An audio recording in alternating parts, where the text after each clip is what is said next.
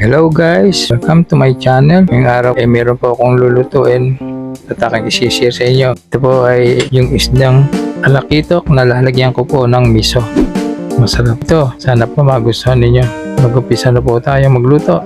Gagayatin ko lamang po itong mustasa ng maliliit. Napakamahal po ng mustasa ngayon sa palengke. Papangit pa. Isang tali, nagkakahalaga po ng 10 piso. Napakaliit. Hindi pa magkakasya sa inyong pamilya. Yan nangyari, bumili pa ako ng karagdagan para lang malagyan ko ng marami-rami mustasa itong miso. Imagine, binili kong 10 piso, hindi ka pa matitinga. Ano ba yan? Kaya bumili po uli ako ng halagang 30 pesos para lang idagdag ko dito sa aking lulutuin. Yan, ginagayat ko po ngayon itong mustasa ng maliliit. Lalagay ko po dun sa aking ilulutong isdang talakitok. Pag tag-ulan po kasi talagang nagmamahal yung pechay o kaya mustasa. Ngayon ang pechay po nakakahalaga ng 20 pesos isang tali na napakaliliit pa. Marami pang butas. Hindi katulad po nun talagang pasisyahan ka. Ganda ng pechay sa palengke. Ngayon hindi na. Masarap po kasi pagka marami. Di po ba?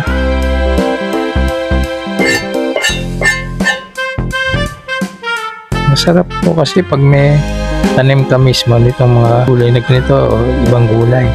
Kasi nakakatipid na po kayo lalo na yung mga ganito, yung mustasa, pechay, kaya yung lettuce, kamatis, ampalaya, talong, lahat ng gulay na nasama mo sa lutuin mo at tanim ka. Yan ang wala po kasi akong lupa kaya nangihinayang ako. Noong una, meron po ako napagtatamnan. Meron akong maliit na sulat na itatamnan ko kahit sa mga plastic bottle. Kaso parang malamig yung kamay ko. Hindi ako nakakapagpaganda ng tanim ko. At kaya po ganun. Sabi nila, ewan ko, meron daw malamig yung kamay o mainit yata ang tawag doon. Lalo na sa hayop pag nag-alaga. Ito tulad ng tatay ko po. Nag-alaga ng baboy na maliit. Kumbaga parang kasi laki lang ng biik. Umabot na ng ilang buwan, biik pa rin. Hindi na lumaki. Ano ba ako ito? Pero maganda po siya magbigay ng pagkain. Talagang pinagluluto pa niya. Lumaking bansot yung baboy. Ibig na sabihin, hindi maganda yung kanyang kamay sa pag-aalaga. Kasi kung maganda yung kanyang kamay, lalaki na maganda yung baboy. Di po ba? Yun yung ibig ko sabihin. Meron taong parang mainit na yata ang kamay. Hinati ko po itong isda. Medyo malalaki kasi. Sa aking ipiprito ito. Mataba pa naman tong isdang talakitok. Ngayon, huhugasan ko na po yung isda. Lalagyan ko ng asin. Babad lang po natin ng kaunti yung nilagay nating asin para kumapit siya doon sa isda bago natin iprito. Kaya po natin ipiprito itong isda ay upang huwag siyang madurog pag niluto na po natin sa miso. Medyo mainit na po yung mantika. Kaya na po natin yung isda.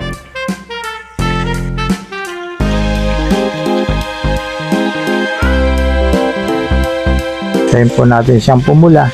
Medyo mapula-pula na. Baliktarin na po natin. Yan, medyo tumitigas na yung isda. Medyo pumupula na. Pag hindi yan matigas, madudurog po yan. Kaya lang, miliit siya. Medyo matigas-tigas na yan. Konti pa, luto. Hanguin na po natin.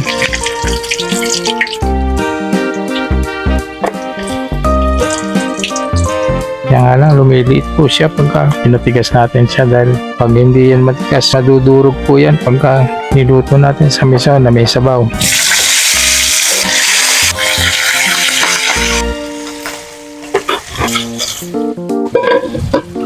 Matigas na. Kaya lang, sabi ko nga sa inyo, lumiliit.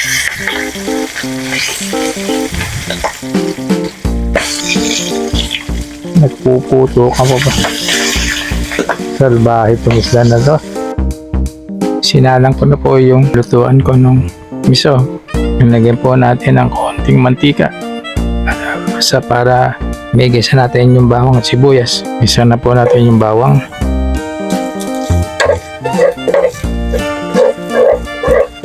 Isunod po natin yung sibuyas.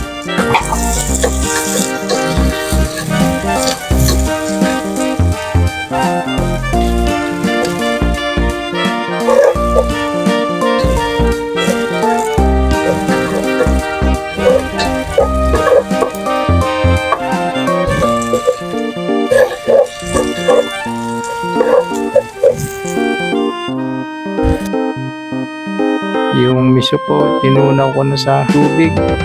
Tinigyan ko ng shrimp cubes, yung miso. Kasi nihalo ko na po dito. na lang po pinakita sa inyo sa aking video.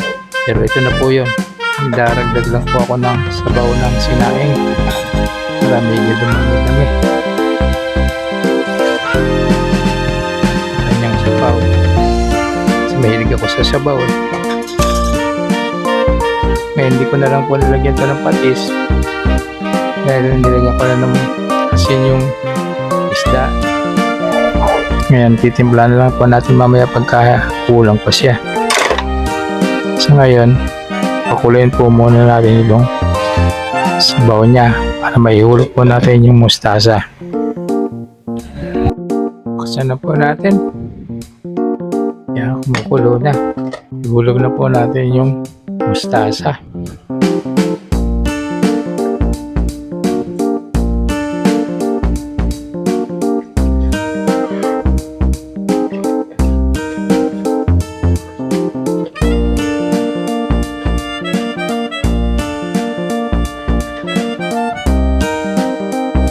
Uli natin pakuluan 15 minuto hanggang sa lumambot yung dahon ng mustasa bago po natin ihulog yung talakitok. Natin buksan, tikman din natin.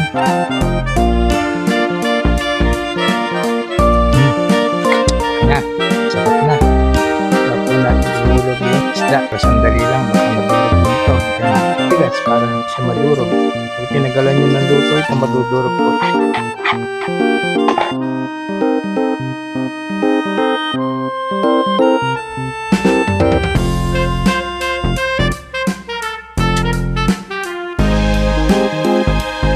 Ito po ang finished product ng ating lakitok sa isang sarap po, magugustuhan ninyo.